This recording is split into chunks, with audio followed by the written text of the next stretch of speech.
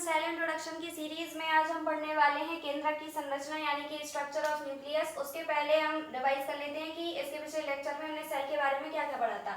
तो cell is the basic structural and functional unit of life होता है, जिसमें हमने पढ़ा था सेल डिस्कवरीज के बारे में कि फर्स्ट नॉन लिविंग सेल और लिविंग सेल किसने डिस्कवर की थी। उसके बाद हमने देखा था सेल टाइप्स के बारे में, जिसमें दो टाइप की सेल देखी थी, prokaryotic cell and eukaryotic cell. Prokaryotic cell में बैक्टीरिया का डायग्राम देखा था, बैक्टीरियल सेल में कौन कौन से ऑर्गेनील्स पाए जाते हैं। यूकैरियोटिक सेल में हमने प्लांट सेल देख लिया था और एनिमल सेल में ह्यूमन सेल के बारे में पढ़ा था। तो ह्यूमन सेल में जितने भी ऑर्गेनील्स होते हैं इनकी हम वन बाय वन स्टडी करेंगे और फर्स्ट ऑर्गेनील हम आज न्यूक्लियस के बारे में पढ़ेंगे। उसके बाद हम प्लांट सेल में जितने भी ऑर्गेनील्स हैं उसके बारे में वन बाय वन स्टडी करेंगे। तो सेल होता क्या है, basic structural and functional unit of life होता है। तो आज हम शुरू करने वाले हैं एक बहुत ही इम्पोर्टेंट टॉपिक के साथ, जो कि है न्यूक्लियस। बहुत ज़्यादा इम्पोर्टेंट है क्योंकि सेल का मेन जो स्ट्रक्चर है वो होता है केंद्रक यानी कि न्यूक्लियस, और सबसे बड़ा ऑर्गेनील होता है जो कि सेंटर में भी हो सकता है सेल के और आसपास भी हो सकता है। जो सेंटर में नहीं होता उसको एसेंट्रिक न्यूक्लियस कहते हैं। जिन सेल्स में basically most of the cells में न्यूक्लियस होता है यानी कि न्यूक्लिएटेड सेल्स होती हैं। मोस्ट ऑफ द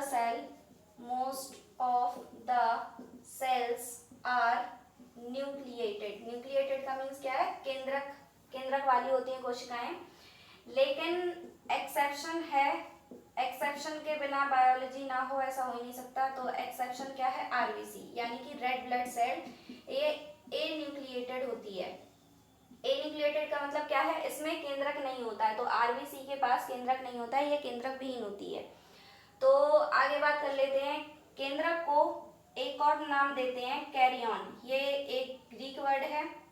आगे देख लेते हैं, इसको कमांड सेंटर ऑफ लाइफ कहते हैं। कमांड सेंटर ऑफ लाइफ इसीलिए कहते हैं क्योंकि न्यूक्लियस के अंदर प्रेजेंट होता है जेनेटिक मटेरियल जो कि इंफॉर्मेशन कैरी आउट करता है वन जनरेशन टू अनदर। तो ये हेरिडिटी को भी कंट्रोल करता है, इसीलिए इसको कमांड सेंटर ऑफ लाइफ कहते हैं। तो आइए बात करते हैं कि इसकी डिस्कवरी किसने की थी। Discovered by Robert brown. Robert brown जो साइंटिस्ट थे, इन्होंने 1831 में न्यूक्लियस की खोज की थी। उसके बाद बात करते हैं केंद्रक की स्ट्रक्चर के बारे में, देख लेते हैं कि इसका स्ट्रक्चर कैसा दिखाई देता है और इसमें क्या क्या प्रेजेंट होता है। ये डबल मेम्ब्रेन वाला ऑर्गेनील होता है, डबल मेम्ब्रेन होती है इसकी।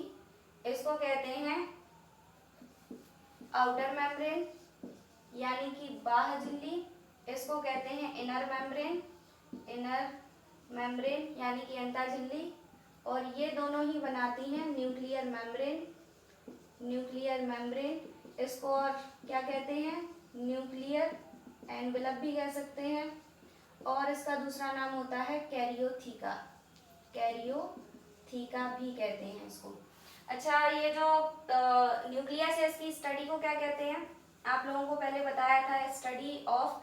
जैसे कोई भी रूट वर्ड हो, जैसे कि न्यूक्लियस को कैरियो बोला जाता है, उसके पीछे हम लॉजी लगा दें तो इसका मतलब होता है, कैरियोलॉजी का मतलब स्टडी ऑफ द न्यूक्लियस। ठीक है, आगे इसको कंप्लीट कर लेते हैं। डबल मेम्ब्रेन वाला ऑर्गेनील होता है न्यूक्लियस। इसके पास दो मेम्ब्रेन प्रेजेंट और इसमें जो पोर्स होते हैं इनके बीच में जो गैप होता है, इनकी गैपिंग को बोलते हैं न्यूक्लियर पोर। न्यूक्लियर पोर का काम होता है जो लार्ज मॉलिक्यूल्स होते हैं उसकी एंट्री को ये प्रिवेंट करता है या उस पर कंट्रोल करता है कि सिलेक्टिव चीजें ही इसमें से आ जा सकती हैं। इसके पास भी साइटोप्लाज्म होता है, इसके साइटोप्लाज्म को बोला जाता है न्यूक्लियोप्लाज्म, न्यूक्लियोप्लाज्म। इसके पास ये जो स्ट्रक्चर है इसका नाम होता है न्यूक्लियोलस, न्यूक्लियोलस। अब इसके बाद जो न्यूक्लियोलस है इसका काम होता है synthesis of rRNA, synthesis of rRNA यानी कि राइबोसोमल राइबोन्यूक्लिक एसिड का सिंथेसिस करता है और यहाँ पे राइबोसोम्स भी बनते हैं, राइबोसोम्स, सिंथेसिस ऑफ राइबोसोम्स। इसके आसपास एंटेंगल्ड क्रोमोसोम मटेरियल प्रेजेंट होता है। इसको क्रोमोसोम नहीं बोलेंगे, इसको बोलेंगे क्रोमैटिन, क्रोमैटिन।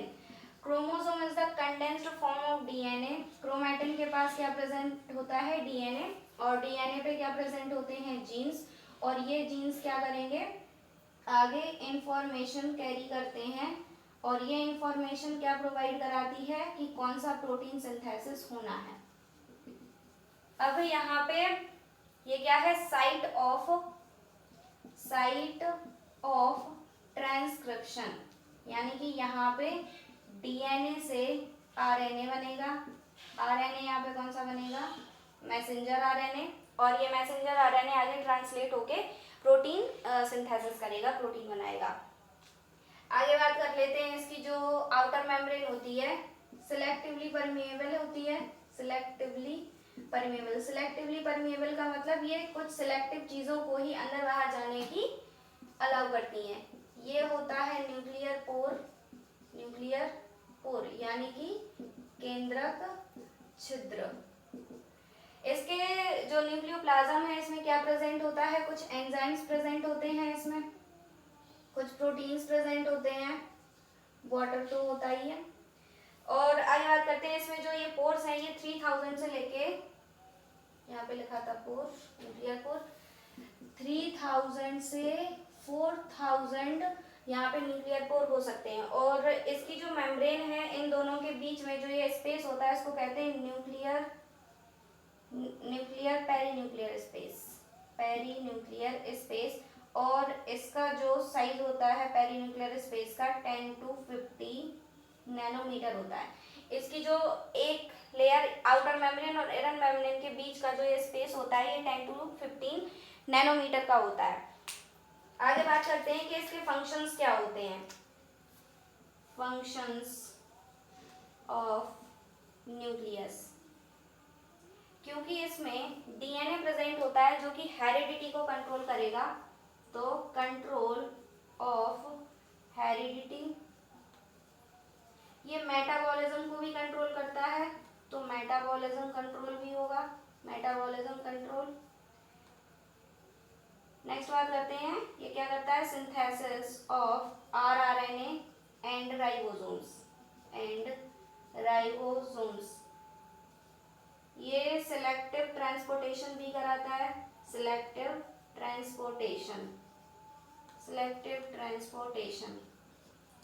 अब यहाँ पे जो आरआरएनए बनेगा, यहाँ पे राइबोसोम्स जो बनेंगे ये यहाँ से ट्रांसपोर्ट करा दिए जाएंगे, और इसकी जो आउटर मेम्ब्रेन होती है इस पे भी कुछ राइबोसोम्स अटैच हो जाते हैं, और इसकी जो आउटर मेम्ब्रेन होती है ये एंडोप्लाज्मिक रेटिकुलम के साथ कंटिन्यूअस में रहती है, यहाँ पे एंडोप्लाज्मिक रेटिकुलम प्रेजेंट होगा, और इसके ऊपर भी राइबोसोम्स प्रेजेंट होते हैं। राइबोसोम्स क्या होता है, प्रोटीन फैक्ट्री होता है, प्रोटीन संश्लेषण यानी कि प्रोटीन का सिंथेसिस होगा यहाँ पे। ये जो रफ एंडोप्लाज्मिक रेटिकुलम है जिसके ऊपर राइबोसोम्स प्रेजेंट होते हैं, यहाँ पे वेसिकल यानी कि पुटिकाओं के रूप में यहाँ पे प्रोटीन बनेगा। उसके बाद ये जो प्रोटीन है इसकी पैकेजिंग के लिए ये गोल्जी बॉडी में जाएगा। तो आई होप आप लोगों को ये लेक्चर समझ में आया हो, और जो पिछले लेक्चर आप लोगों ने नहीं देखे हैं please do watch. Thanks for watching, please like share and subscribe.